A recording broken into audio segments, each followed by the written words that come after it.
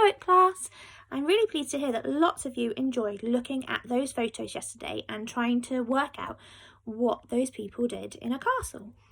So what I'm going to do now is tell you. So I've printed off the pictures and although my printer's not working very well, so they're not very good, and tell you what the role of each of those people were in a castle. So I will start with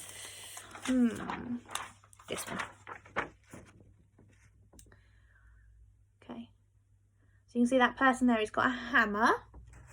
There's a fire behind him, he's hitting something with his hammer. He's got an apron on, a big leather apron. He was a blacksmith. Okay, now they were really, really important because they worked with metal. They made swords, they helped make armour, they repaired armour. They were just really good at working with metal and making sure that if anything needed to be made with metal, they were there.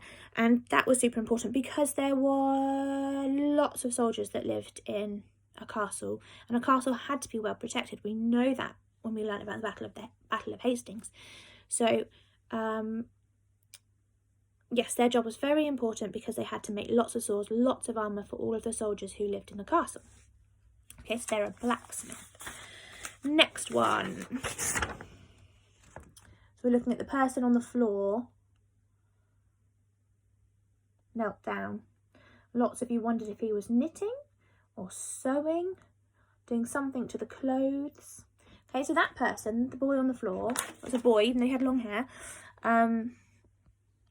It's called a squire, a knight squire, that one was. And his job was to help knights to get dressed, to help put their armour on. He would help the knight to carry all his weapons. Anything the knight needed, the squire was there to help him with. Now, the squire would not be very old. The squire would normally be a boy who was about 13, so a bit older than the children in Birch. And he would secretly be hoping that one day he could be a knight. So he was like a little knight in training, the squire who helped the knight. He was like a knight in training waiting till one day when he could be a knight too. So I imagine lots of you boys would have been squires. Okay, now this one, some people wondered perhaps if that was a potion they were holding, or if they were a witch or a wizard. Someone even thought maybe it was Mary Poppins, but actually, let me tell you, that is a doctor or a physician.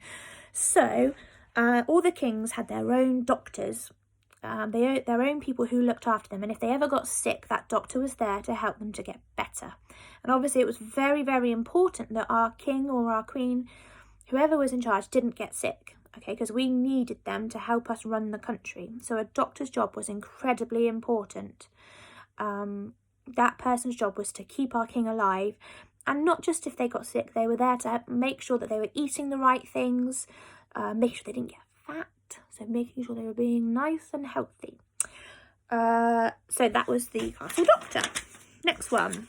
Oh, this is my favourite one, but it is not very nice. So that's a man with his wheelbarrow. In his wheelbarrow, he's got a bucket, some rope.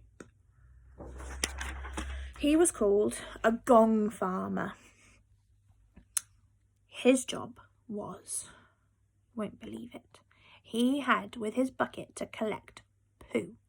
Not animal poo, human poo. Because in those days, in a long time ago, when castles were first built, there was no such thing as the lovely toilets that we have now that flush your poo away.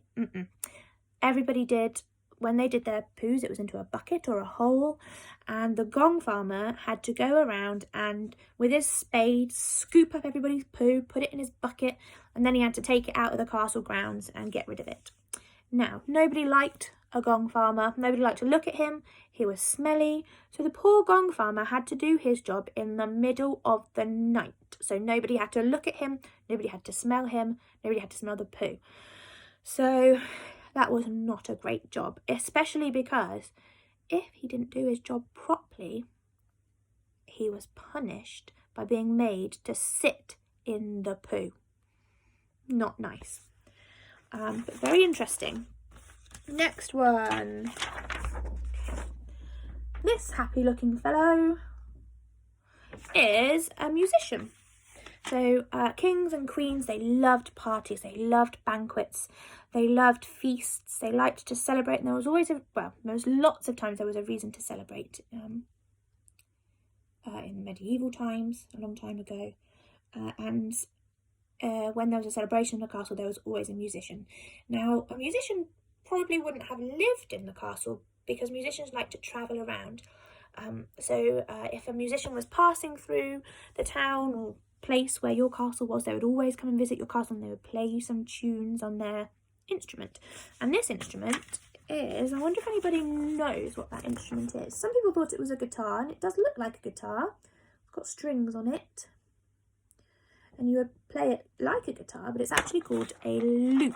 Okay, so that's a castle entertainer. Last one, I bet lots of you guessed what this one was. That was a cook.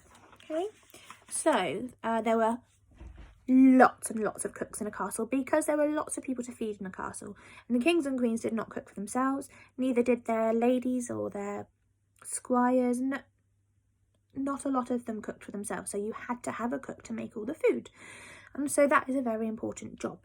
But she wouldn't work on her own. Like I said, there were lots and lots of cooks, and there were people who would bring in the milk and the butter. They liked to drink wine and beer, so there were people in charge of that as well. And one person even had a job where they had to check that the beer wasn't too sugary. So what they had to do was sit in a barrel of beer, and they had to sit in it for an hour. And when they climbed out after an hour, if their trousers were sticky, it meant the beer was too sugary and they couldn't drink it. But if their trousers weren't sugary, they could drink it, even though a person had been sat in it for an hour. Ugh, that's a bit strange. So they are just some of the jobs of people who would have lived in a castle or worked in a castle. But there are hundreds of jobs. So if you'd like to, you could perhaps look into some other jobs that people might have had in a castle.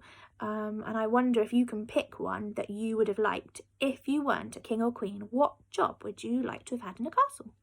Okay, that's not your daily task. That's just an extra challenge if you'd like to do it. Well done, everybody. I'm glad you enjoyed it.